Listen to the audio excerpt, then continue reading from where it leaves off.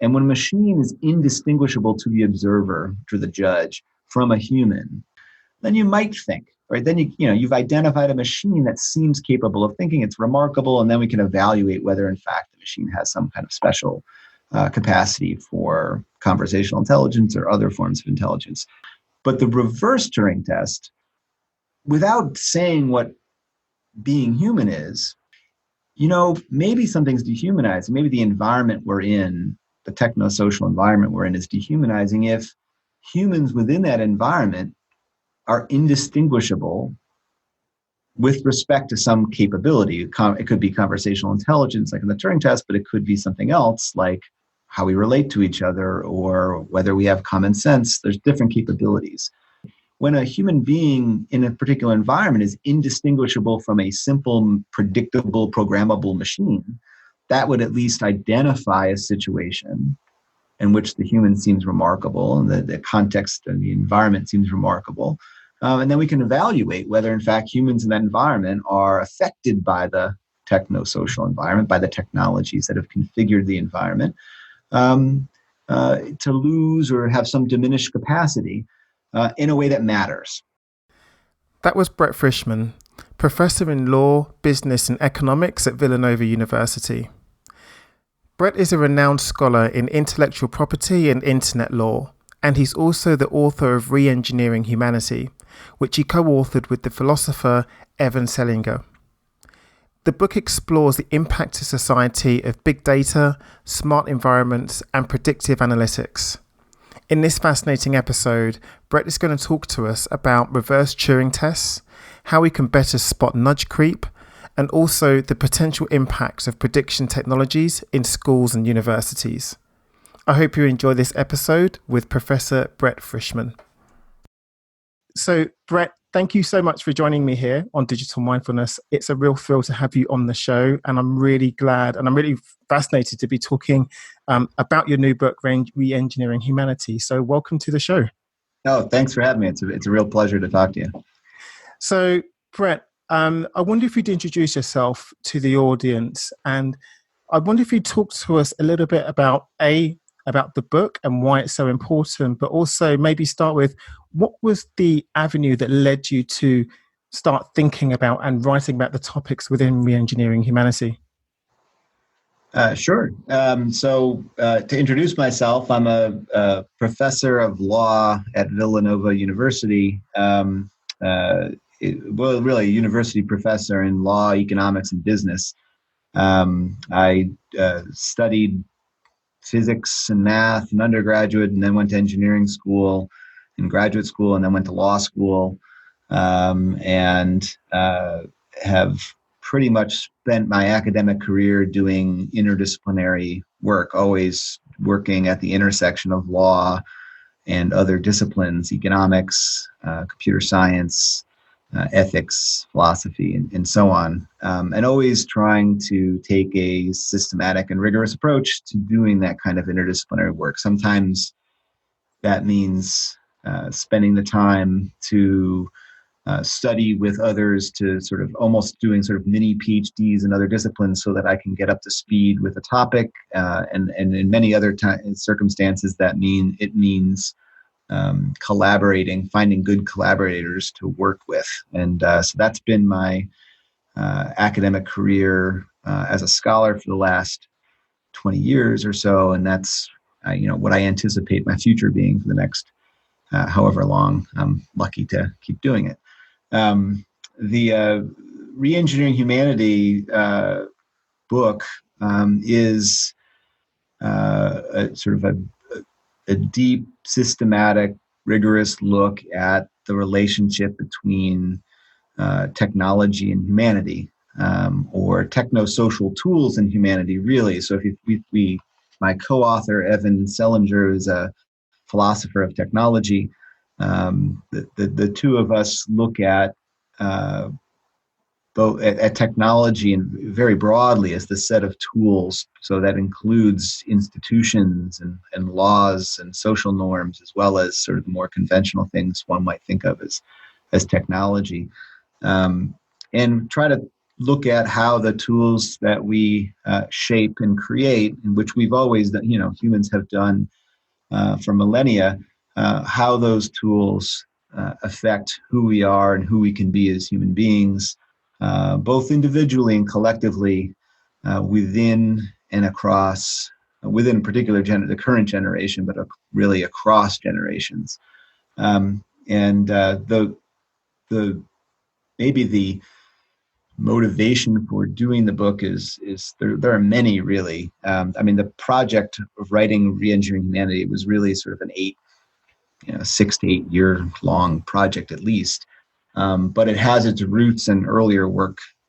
So many of the themes in Reengineering Humanity can be traced back to earlier work I did on infrastructure, the social, and the social value of non-discriminatory access to and use of all kinds of infrastructure resources, all the things that we take for granted that are in the background, whether it's roads and the electricity grid or the ideas and basic research and knowledge systems that we all sort of, and language that we all use and rely on often without sort of knowing where it comes from or who created it or how it became something that we're capable of accessing and using.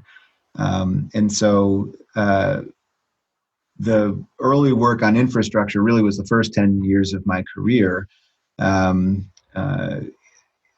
with a sort of a related project about governing knowledge commons, or how communities create and share all kinds of intellectual resources, from data to patented inventions to research to creative expression.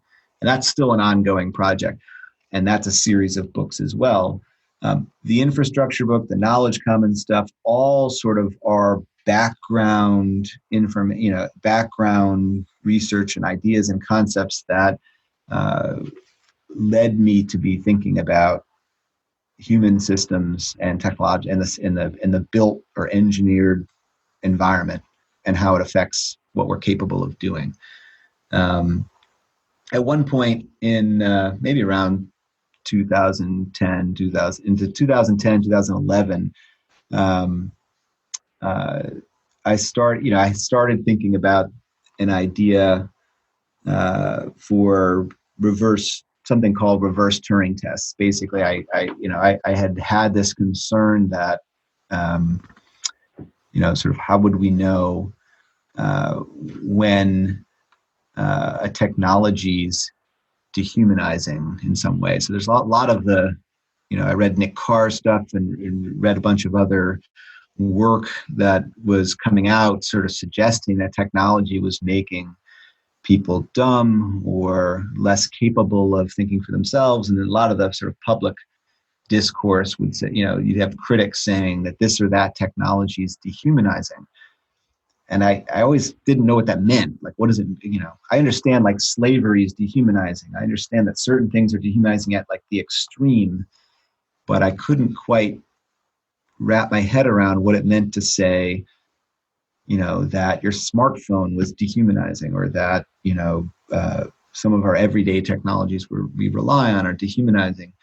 And so someone asked me that at a conference or in a conference, we were sort of talking about it.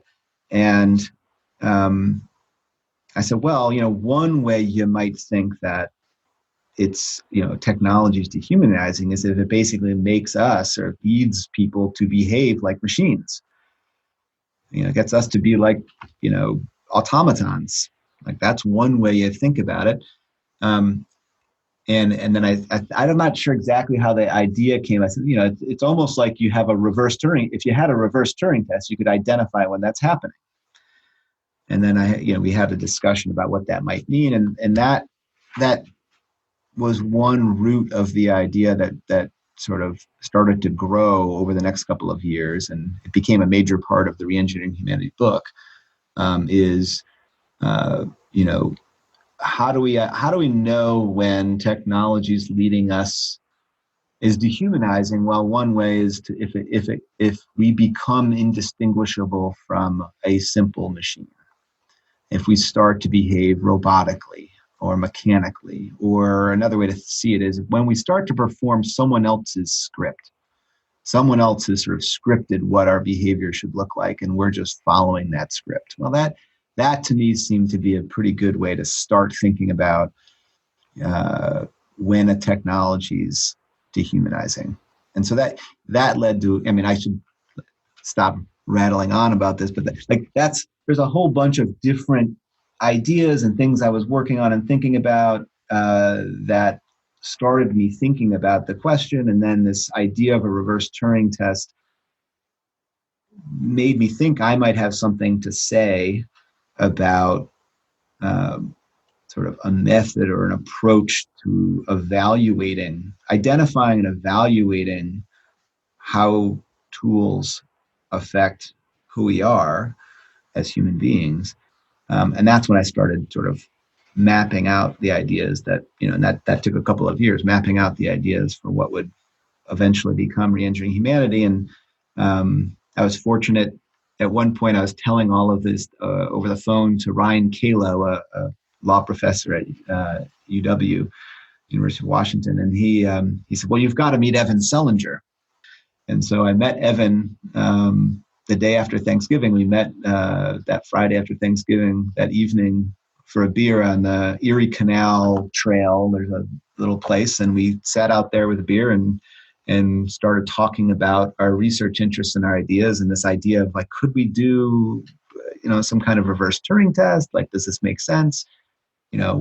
What leads us to behave in a machine-like way with regard to thinking capacities? And Evan was like, well, I've been thinking a lot about outsourcing certain kinds of thinking tasks to computers or to others vis-a-vis computers. We hit it off. I think by the end of the night, we agreed, let's go author the book together. And then then it was like a multi-year project.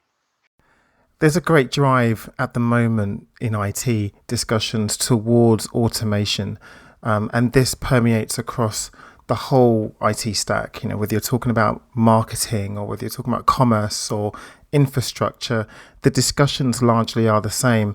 And some have argued quite persuasively that the entire history of the Industrial Revolution and technological development is towards greater automation. But in your last answer, you linked humanization very strongly with agency. And when we are dehumanized by our technology, that results in a loss of agency. So what I'd love you to do is to just elaborate on that a little bit more. And in particular, why is it that concept of agency that really links so strongly with humanity and being a human being? Yeah, it's tough, because if you say this or that technology is dehumanizing, the first question is, then what do you to say that, you've got to have a sense of what it means to be human.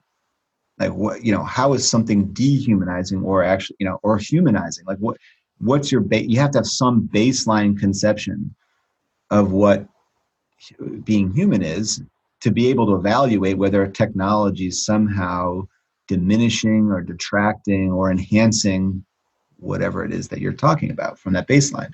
And so we spent multiple years trying to sort of think this through. And to be honest, the reverse Turing test approach helped to some degree, because if you think about, what Turing, so the Turing test itself was, Turing asked, can machines think? He recognizes right away that is this definitional, intractable kind of question. And he says, well, rather than try to answer that by like arguing forever about the definitions, let's instead shift to an observational test. And we can evaluate whether a machine is capable of thinking by using humans as a baseline, right? So if a machine, and I won't go through the whole Turing testing, I'm happy to, but that's not really your question, and we can get there later if you want, or it's in the book. But it's this idea of, you've got an observer asking, it's conversational text, so it's conversational human intelligence.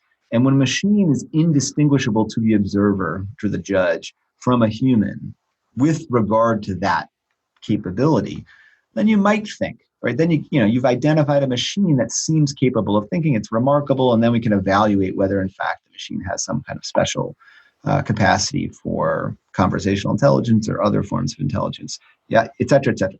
But the reverse Turing test, if we think about, well, without saying what being human is, like I don't want to get caught up in that definitional thing to start. I want to say, well, maybe something's dehumanizing. Maybe the environment we're in, the techno-social environment we're in, is dehumanizing if humans within that environment are indistinguishable with respect to some capability. It could be conversational intelligence, like in the Turing test, but it could be something else, like how we relate to each other or whether we have common sense. There's different capabilities we might test, but when a human being in a particular environment is indistinguishable from a simple, predictable, programmable machine, that would at least identify a situation in which the human seems remarkable and the context and the environment seems remarkable. And then we can evaluate whether, in fact, humans in that environment are affected by the techno-social environment, by the technologies that have configured the environment, to lose or have some diminished capacity in a way that matters. And so then you've got to figure out, well, what are the basic capabilities that humans have that machines don't, or a simple machine, a predictable programmable machine doesn't, deterministic machine doesn't, that matter. And so Evan and I spent quite a bit of time, and this is developed at length in the book, is this idea that, well, what it is to be human, like what being human is, or, you might think of from evolutionary biological sort of science as sort of let's look at Homo sapiens and what distinguishes Homo sapiens from other species. And that can kind of give us a sense of, what it means to be human descriptively. Right. And then you could say, well, there's a bunch of ways to go about doing that, but you might say some of the things that humans can do that distinguish us as a species from other species is our capacity to imagine things that don't exist, to communicate about those things that don't exist, and then to collectively engineer a built environment or engineer the world, and in doing so, re-engineer ourselves. Right. So the fact that the fact that human beings can imagine laws, conceptions of justice, future technologies, right? Things that don't exist, then they can talk about them, communicate about them, pass them on across generations so that they're durable, so that they're lasting, so they can reflect value commitments. That's a pretty powerful thing that humans can do. And then I think what the second step, so what it means to be human, you might think of in the terms I just described, but you might think what matters about being human, like what's normatively important, what the value what's valuable about being human, what matters about being human, is how we exercise that capability to re-engineer, build the environment in a way that affects our own capabilities, affects who we are and are capable of being. So like things like free will, things that our ability to relate to each other are in part, in certain ways, are contingent on the built world, on the world we've built, but not just that we in the present generation, that past generations have sacrificed a lot to build a world that we have today, and we're building the world for the future.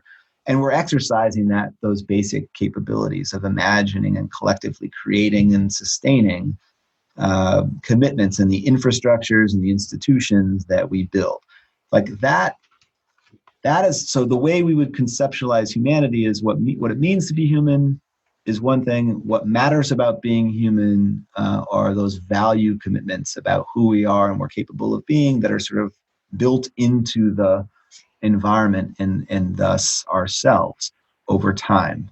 And then to go, and so because we do the reverse Turing test sort of approach, which is one of many approaches, you can use other approaches, but just the approach we sort of develop in the book, that approach helps us to focus on human capabilities that are essential to human flourishing, or that are relative to human flourishing. So our commonsensical thinking, our ability to relate to each other, our exercise of free will, and autonomy and agency. Like those are capabilities that past and the present generation have committed to through the institutions and the world that we've built and engineered for ourselves and for future generations, and that are contingent, right? They can be lost. They can go away.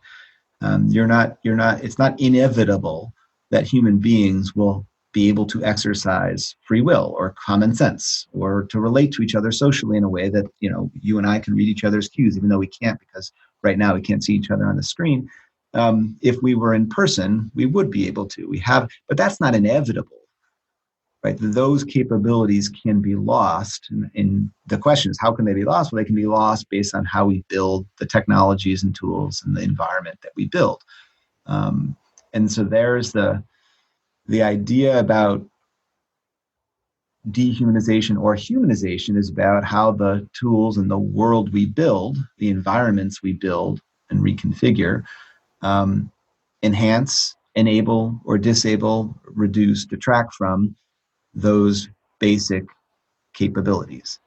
And so that's what we, throughout the book, well, we explain that, and we try to sort of develop a way of thinking about and identifying what some of those capabilities are, and how to sort of see when they're at risk through the technologies that we use. Sort of when we outsource, to use Evan used that word a lot. So when you outsource certain capabilities or tasks to supposedly smart technical systems,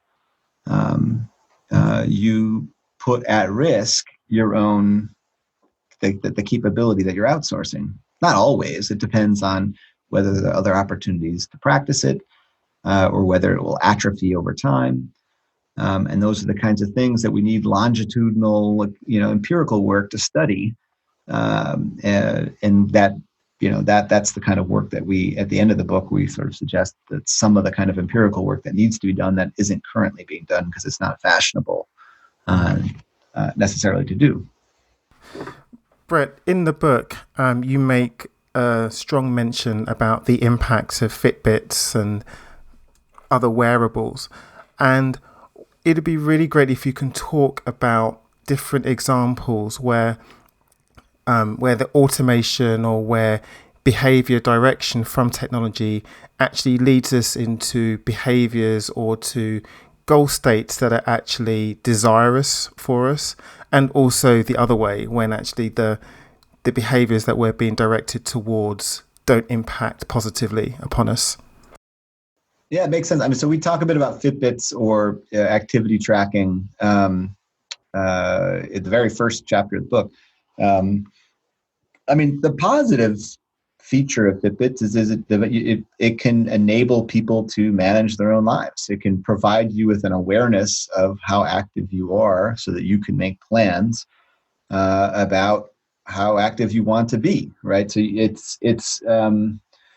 it can also allow you to set goals and recognize whether you achieve those goals. It can also it can enable people to work in groups. So if you are a runner, or I mean, I'm a foot, and you'd call it football, and here in the U.S.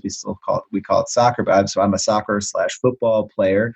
When I'm in training, right, a Fitbit can be useful when I'm doing interval training, or I'm to help me know,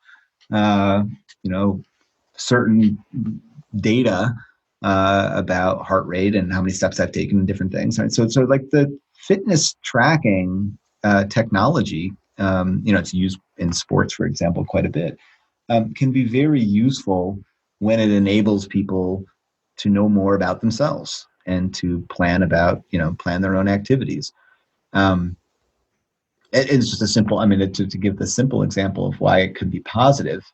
On the negative side, the reason we end up expressing some concern about Fitbits, we use it as an example. Really, it's just a good example to highlight some of the issues and concepts that we then develop for a lot of other examples in the book. So I talk a bit about when my middle son came home during first or second grade. It was first grade, I think. Came home in first grade and was all excited because the school had told him, his physical education teacher had told him, like, hey, Jake, you've been selected. You're one of a few kids who gets to get a free activity watch, which is basically sort of a generic version of a Fitbit.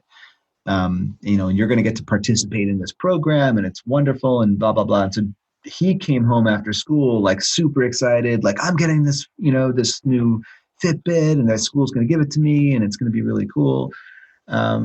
And then I said, okay, well, when do you get this? When does it happen? And he didn't know. And then I got a message from the school a couple of days later that doesn't really say anything about, it's an email message. It doesn't really say anything about informed consent, or it doesn't say about who's getting what information or what's going to be collected or any of that stuff.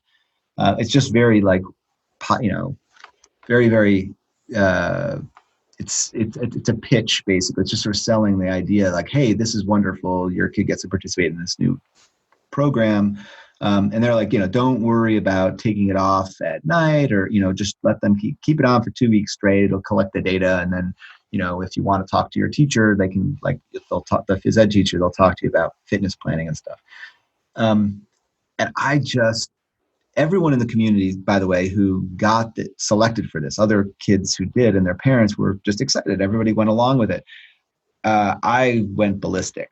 Like, I just couldn't believe it. And in part because the way that the note, the way that the note had been written that the parents got, it just sort of suggested a 24/7 bodily child surveillance was just a given, right? Just that, bedtime and bath time surveillance was just something that no one really thought about. And no one did think about it until I went to the general counsel's office for the school district. And I mentioned, this child surveillance program you guys have setting up. Have you really thought about and he just stopped before I could finish saying what I was going to say. I was like, what? Child surveillance? 24 bedtime? And I was like, yeah, you didn't think about the bedtime surveillance? Like, you told your kids are going to wear this for 2 weeks straight. It's collecting data that you're and his eyes he was like, what? No, we hadn't really thought of it. Didn't even occur to the school district that that's what they were doing. So most people hear this story and they immediately think this is all about privacy, right? It's just privacy law and, getting the privacy issues correct. And again, I think that's the wrong point, right? It's not only about who collects what data and how long are they going to hold it and who's going to have access to it and is it going to go to third parties or not, and all that stuff. And all that stuff's really important. But even if you fix those things, even if you do informed consent right, and even if you kept the information collected just by the phys ed teacher, let's say, no one else gets access to it. But the thing that privacy, you could fix the privacy problems, and that I think you should if you're going to do this program. But there's still the question of that no one really thinks about, which is that you're basically conditioning a generation of school kids to accept without question bodily surveillance by the school. They trust the school, the parents, everybody trusts the school. So you're sort of conditioning them to accept a certain kind of interaction, certain kind of surveillance technology. You're shaping their beliefs and preferences about privacy. So even if you solve the privacy problem, they sort of tell the parents, don't worry, we're not going to, you're still slapping devices on kids and collecting the information, and they see that as okay. They learn to accept it. And the thing about, and then there's some other things that we talk about. I don't know how long to go on about this, but so the other thing we say a bit about when evaluating the deployment of a device like this, if the point is to combat obesity and encourage people to be fit in schools, there are other tools, right? It's one thing if I'm a hardcore runner and I know exactly, I'm already planning my runs and I'm thinking about what I'm doing, and a Fitbit type device allows me to have much more accurate information so I can do better planning. It's a different thing to introduce Fitbits in schools to train the kids to just, shape their beliefs and preferences about the technology. But at the same time, the reason you're doing it is to sort of encourage them to sort of get, to sort of gamify their activity levels, right? Like it's a game. Like here's the number of steps you took. You could take some more. That'll sort of nudge them along the way to be more fit. And we're going to collect sort of near perfect information about how active you are, not by asking you or having, so the alternative way that like schools sometimes, or at least historically, could collect this information is they have kids fill out forms, or they have them have like a journal where they keep track of like their activity levels and things. But, those journals are inaccurate. They're not perfect.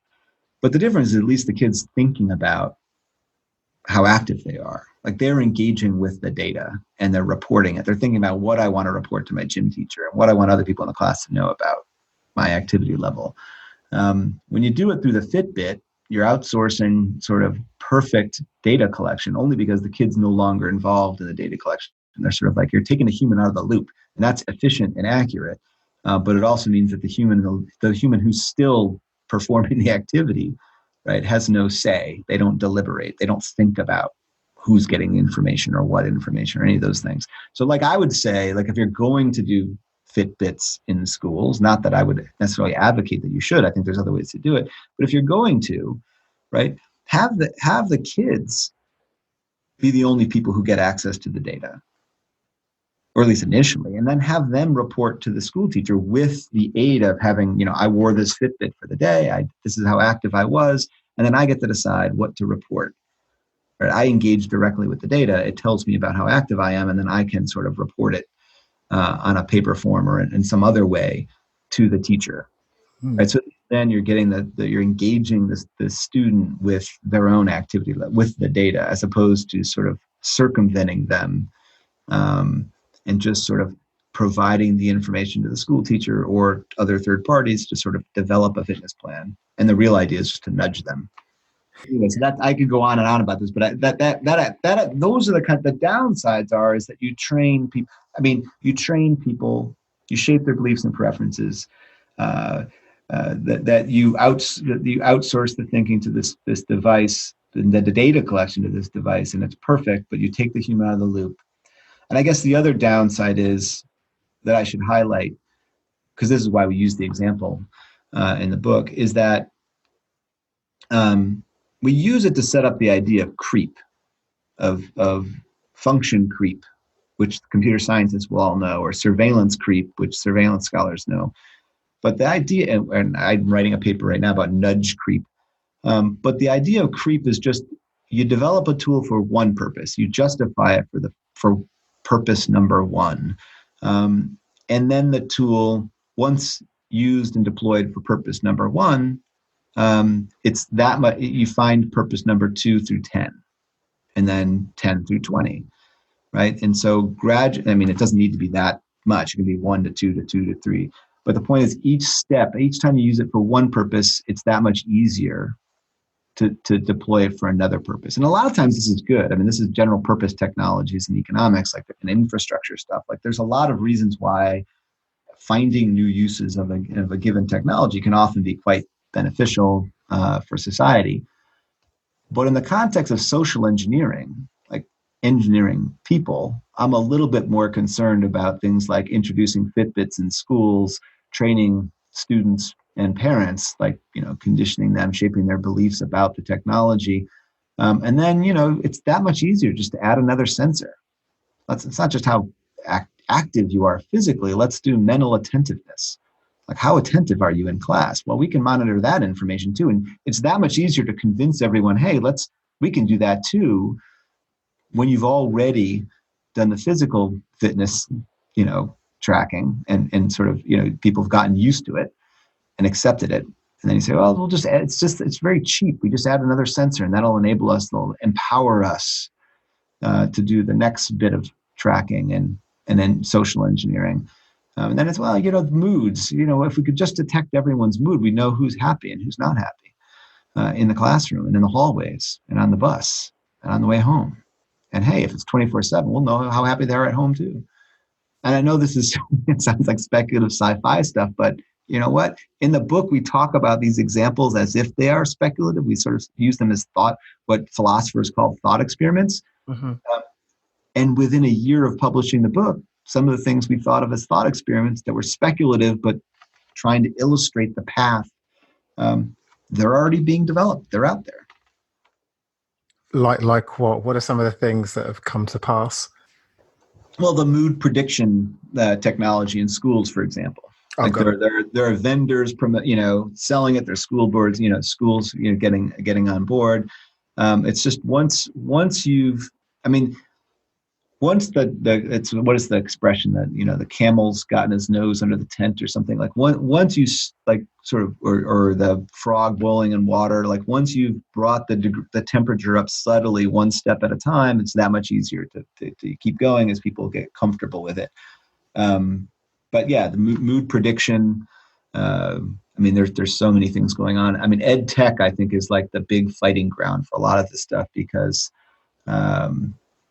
school districts are so pressed for funding, and teachers work so hard to help their students, and they're under such pressure to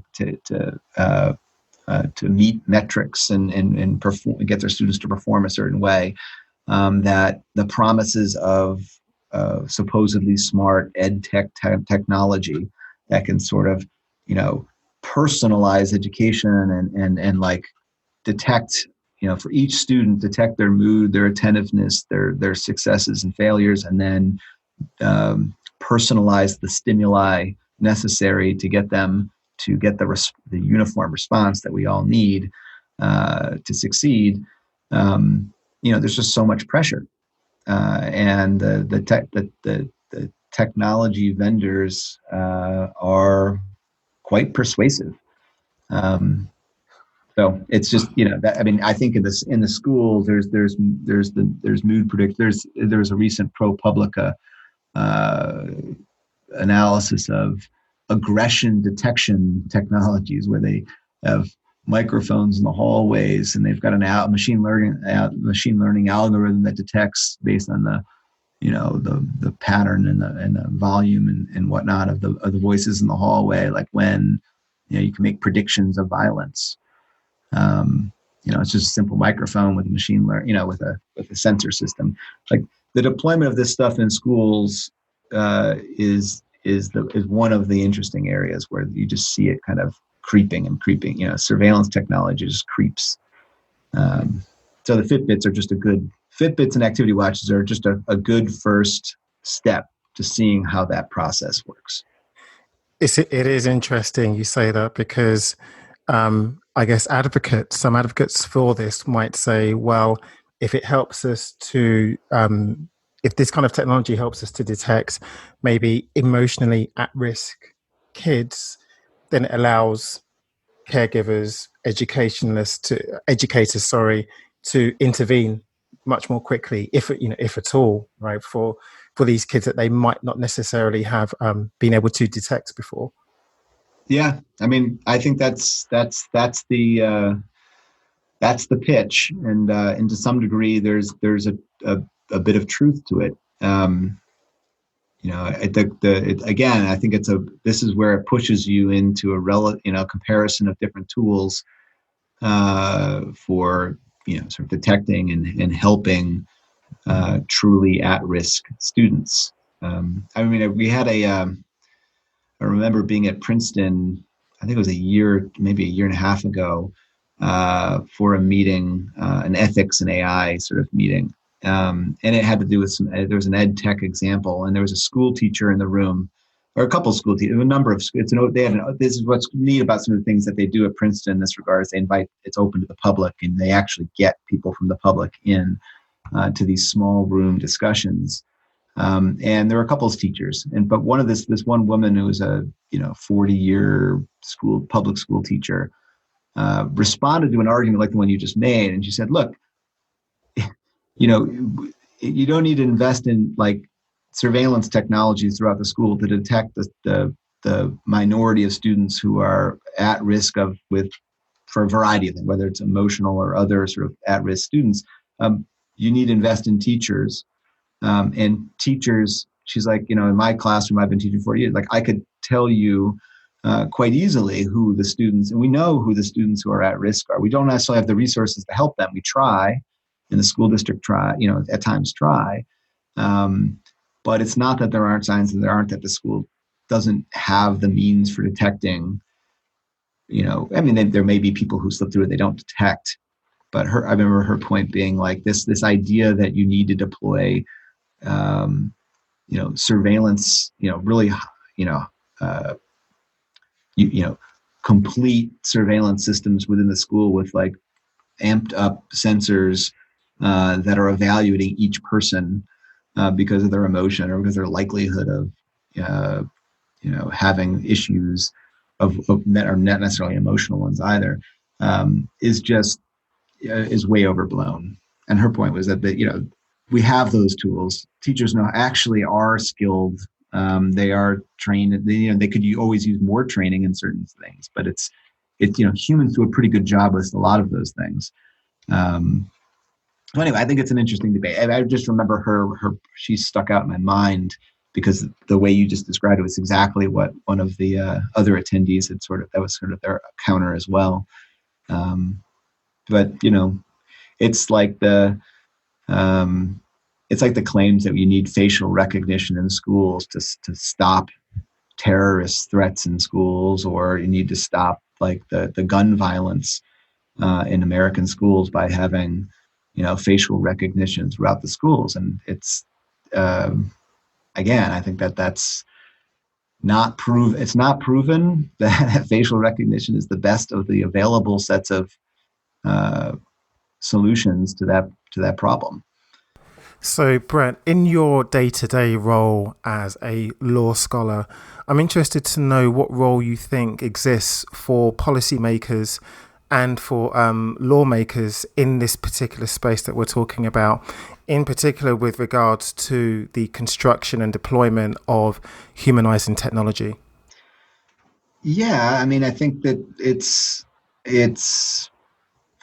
there's multiple levels at which lawmakers and policymakers play a role. I mean, in some ways, it's there's not just one, I guess. I mean, there are the problems about technology hype and the outsourcing all kinds of thinking and relating and other tasks to supposedly smart systems is a systemic problem. And so I think, lawmakers and policymakers, it just depends at what level we're talking. So if we're talking about schools, absolutely, right? I mean, so there's plenty of things that, the regulators or funders, public funding of schools, for technology. There's plenty of sort of things they should be thinking about before they, jump on the ed tech bandwagon. If it's instead, we talk about smart cities, right? And so every city in the country, every city in the world, right? And I don't know, I'm exaggerating, not every city, but cities around the world are being pitched and are considering seriously different versions of the smart city blueprint. Like, how do we become a smart city? Should our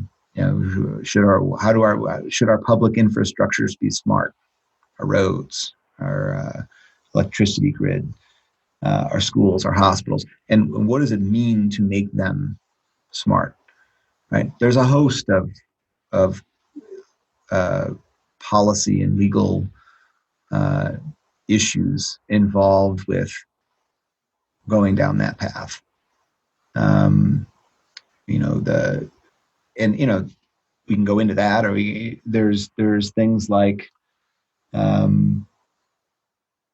there's a big emphasis right now on what to do about the big tech companies. It can, and there's a bunch. There's things like content moderation, and then there's things like breaking up big tech, and then there's antitrust interventions, and there's things like privacy law, all of which are sort of institutional, sort of legal and institutional interventions that are of concern for law and policymakers in most jurisdictions, and all of which sort of the idea of how technology is shaping human capabilities is relevant to all of those questions.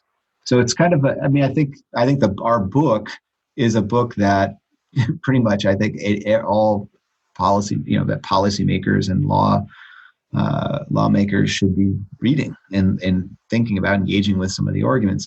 What it does is help lay out reasons for and justifications for thinking through a bunch of the ethical issues that are being debated in a more rigorous way.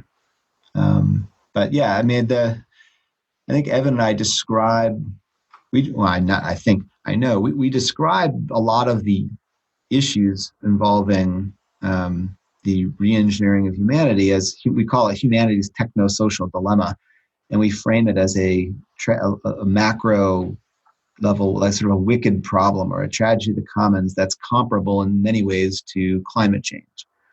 And I say that in the sense that, if you think about climate change,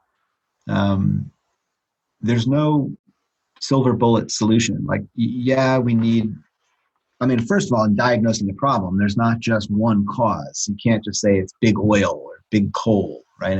It is in part attributable to big oil and big coal, but it's also attributable to the entire economic and political system across generations that's heavily dependent upon fossil fuel consumption. Mm-hmm. And those systems have multiple components. Some have to do with food production and food waste, and some have to do with energy production and transportation. And it's super complicated, both in terms of and some of the causes are big companies, but some of the causes are individuals. All of us daily contribute to climate change. And when you try to figure out solutions that lawmakers and policymakers should be sort of contemplating to deal with climate change, you similarly have to think of it as a multi-leveled problem, a system problem, complex systems problem, where a carbon tax is important, but it's necessary but insufficient. And there's a variety of other things, whether it's managing the food production system and sort of minimizing food waste. My brother Chad Frischmann works at Project Drawdown, and they're sort of identifying like 100 different things we currently could do with existing technology to deal with climate change. And you kind of have to do all of them. So lawmakers have to be attendant to a whole bunch of different things if they want to deal with climate change. Some are at the macro level, at the really big global scale, and some of them are at the very micro level, sort of the kinds of things that people in their homes and in their local communities have to deal with. And that's a long-winded way to say I think the same exact thing is true when it comes to humanity's techno-social dilemma. The dilemma of building increasingly relying on supposedly smart techno-social systems to micromanage all of our lives through algorithmic data-driven systems. That's what makes them supposedly smart. Mm-hmm. And as we deploy these systems in our homes, in our workplaces, on our streets, in our schools, throughout government, and throughout pretty much every social system that you can think of, there is a push to make it smart through these collection of technologies. And I understanding the problem as a multi-level system problem helps you to see that on the solution side, how to deal with it, how to diagnose it, and then how to deal with it is also multi-level. So policymakers and lawmakers can think at the very macro level about at the national and international systems, how we approach technical systems. And there's some things at that level, like questioning what is almost sort of a given, which is the benefit of sort of open interoperability, um, uh, seamless transactions. Some of these sort of big concepts that we endorse at the macro level need to be we need to stop and think about them. And then there's, then it goes all the way down to things like smart cities, but it also goes down to like the family and the home, where I don't really think lawmakers and policymakers need necessarily to intervene. I don't think they should be intervening in sort of like how parents make decisions about technology in the home. Some of those things are just interventions at the very micro level that are necessary and important, but aren't really the province of policymakers and lawmakers. And so there's I guess the long-winded answer to your question, it boils down to like lawmakers and policymakers have a lot to do at the macro, the meso, and the micro levels of the systems that sort of we are all embedded in. So, Brett, one of the things that you have mentioned is that the book is necessarily multidisciplinary, that it drew upon a lot of different influences to eventually come into being. So can you tell us what different skills and different industries that were drawn upon to bring out this book? Yeah, I mean, I'm a lawyer, law professor who was often dealing in economics and writing in economics journals and sort of thinking in economic terms. So those two disciplines are really just base level background stuff for me. So I'm always thinking in those terms. I think so there's plenty of economics and there's plenty of sort of legal and institutional thinking in the book. What was new and really, my co-author Evan helped with a lot of this, like thinking through this. There's philosophy was actually an area where I hadn't spent a whole lot of time prior to this book, but I found myself drawn in a lot. So we've got a whole chapter about something called the extended mind, which is a theory in philosophy about how technology and our minds and our relate to each other. And it's largely a theory and it connects with cognitive science, psychology, cognitive science, and philosophy sort of intersect in this sort of theory of the mind, the philosophy of mind. And so for that, that was one area where we wrote a chapter and had a lot to say about the implications of, that theory is largely about how you use technology. You are extending your mind kind of extended beyond your brain and into the technologies. And so we engage with that theory, but we also suggest that as you are out, as you are reaching out with your mind through the technologies, you're also inviting others in.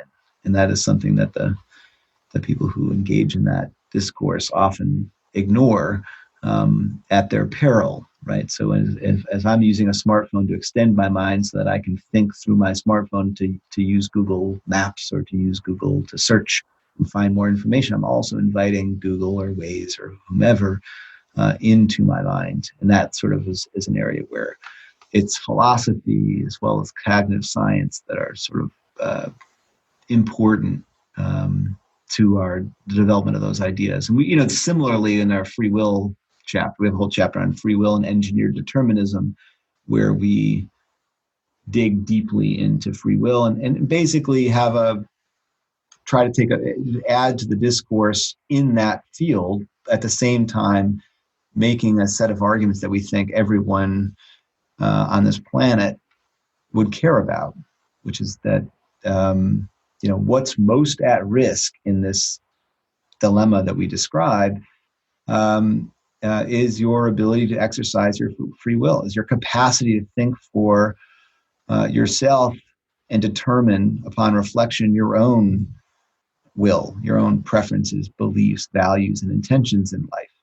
And that like the threat is one of engineered determinism, where your life is determined not by nature or fate or some inevitable sense of what has happened in the past determines what your future, No, it's that what the real risk to your free will is that the world being built by others um, increasingly determines what's possible for you, so that you become a script follower. You perform your life rather than author it. And so that whole discussion again sort of took us deeply into philosophy, and some connection to the cognitive science as well. So we do quite a bit with behavioral cognitive science, behavioral law and economics, behavioral psychology, nudging. Those are areas that we draw heavily on.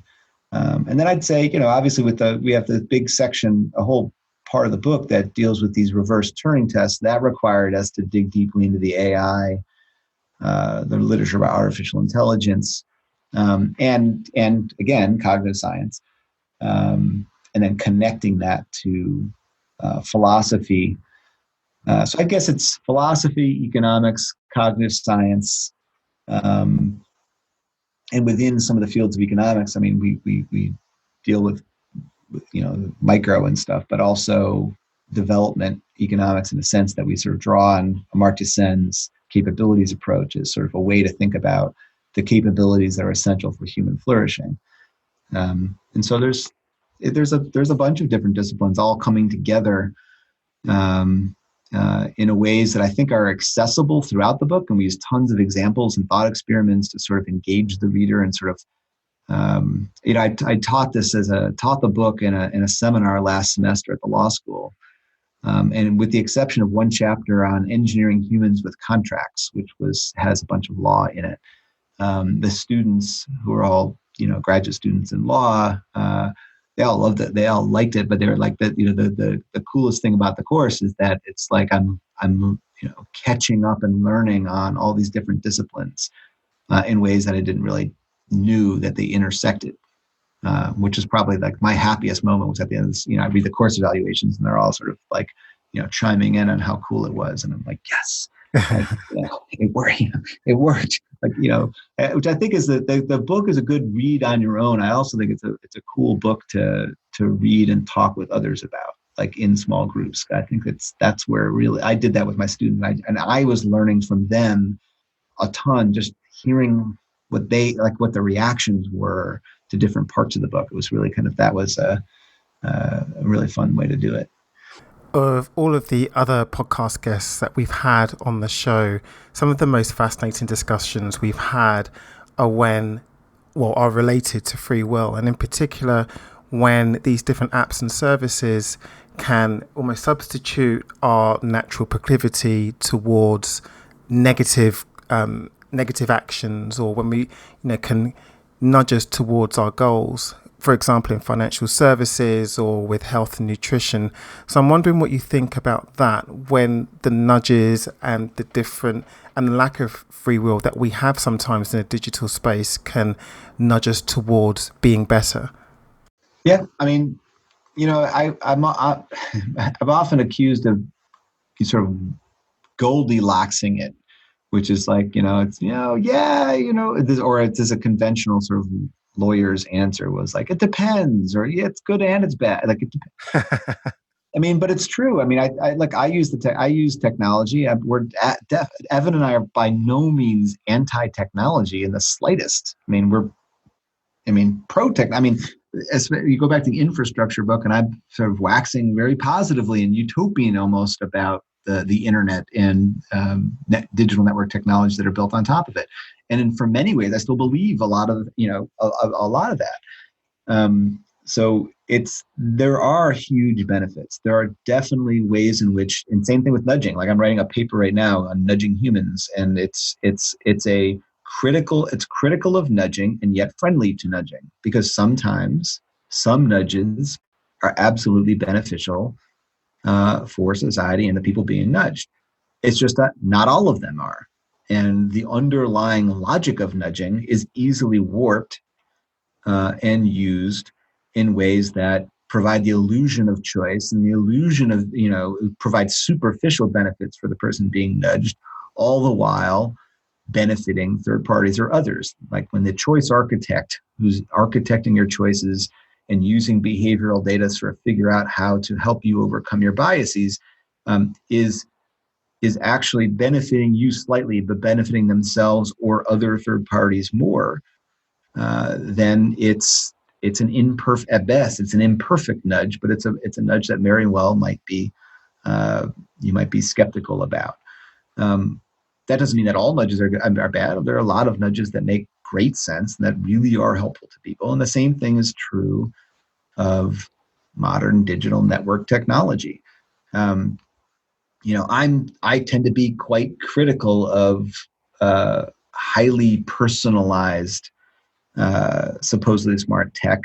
But again, like sometimes personalized tech can be quite good. It can help people satisfy their already existing preferences in a way that helps you find the things you want.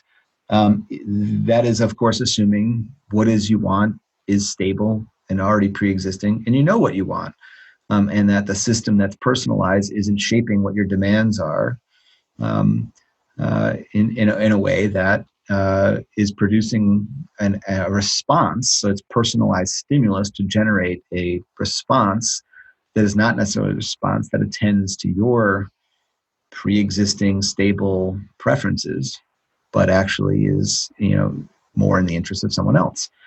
And again, like, I think that's the general, that's why I think that's the advantage of our approach, is that because we try to be rigorous and nuanced about it, we're trying to show where technology and technosocial engineering, which is a big concept in the book, is unavoidable, right?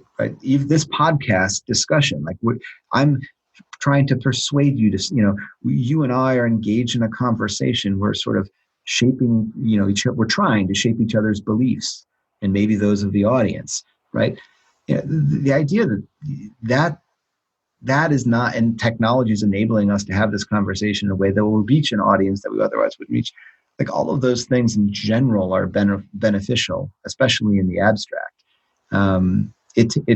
It's when things cross a line. And the question that we engage with in the book is, when does that line cross? How do we know when a line is crossed? And again, we go to the reverse Turing test as a way to think about this. Well, a line is crossed when we start to behave in a mechanical, robotic, machine-like way, where we're not thinking for ourselves, or we're not acting on behalf of ourselves, but we're performing someone else's script. And those are the hard things. And empirically testing that is one of the, you mentioned policymakers, lawmakers, what they be doing. The other thing I didn't mention, but I probably should have, and in responding to that earlier question, has to do with funding basic research into to study and better understand the relationship between technology and humanity, how we shape ourselves through the tools we develop and use. And that means longitudinal studies about how humans' capabilities are affected by the tools they use. And that's hard to do that. Like I'll give you another real quick example. We ran my co-author and I in a different project. This is not Evans, it's Catherine Henshin, where we ran a little experiment on a field experiment on Facebook, dealing with fake happy birthday notifications.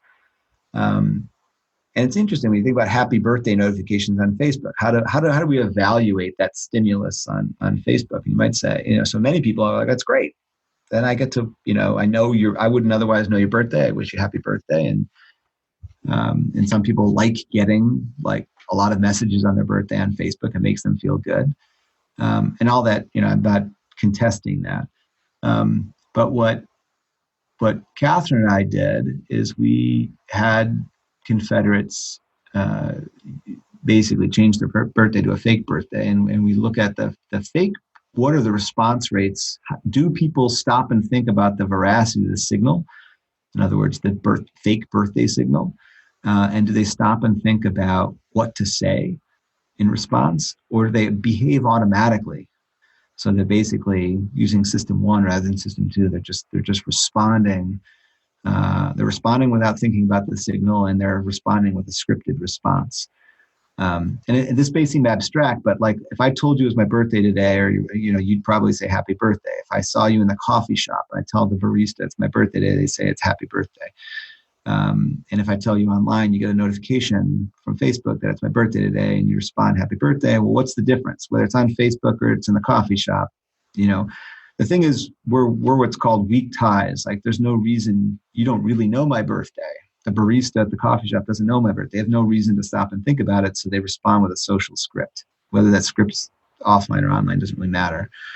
But here's the thing. And this is based on an anecdote, by the way. This is another reason I started writing the book, by the way. This is one of the early things that got me going. Because I actually did this. I changed my birthday on Facebook because I was annoyed by all these notifications I got. And then 6 months later, I got a ton of responses, the same number. It didn't really change. Everybody kept responding. But what caught my attention was a response from two close relatives who know my birthday, who we celebrated my birthday together. They responded, "Oh, happy birthday, Brett." That's what caught my attention. Wait a minute, why? They know my birthday. How did my sister-in-law, how did she respond to happy birthday? And the thing is, because she didn't stop and think about it, she just responded to stimulus automatically.